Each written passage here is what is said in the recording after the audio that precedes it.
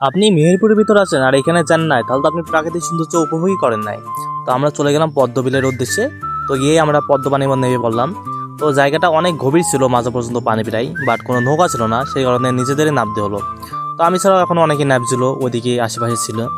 এখানে তেমন কোনো ভালো ফুল ছিল না, সবই ছিল কলি।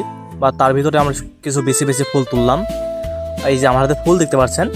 তো আসলে পদ্ম ফুল মানে আসলে একটা সৌন্দর্য।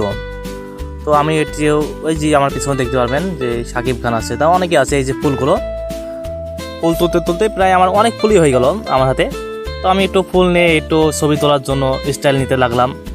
এই যে, তো এইদিকে সাকিব খান ছিল, সেও ফুল তুলছিল। সেও তুলতে তুলতে তো প্রায় তার হাতে অনেকগুলো ফুল হয়ে গেল। তো সেও কিছুক্ষণ ছবি তুললো। তো কিছুক্ষণ পরে আমরা উঠে পড়লাম। তো এই জায়গাটার লোকেশন হলো এলাঙ্গি পদ্মবিল। তো আপনারা যারা যারা ইচ্ছুক অবশ্যই আসবেন। আল্লাহ হাফেজ।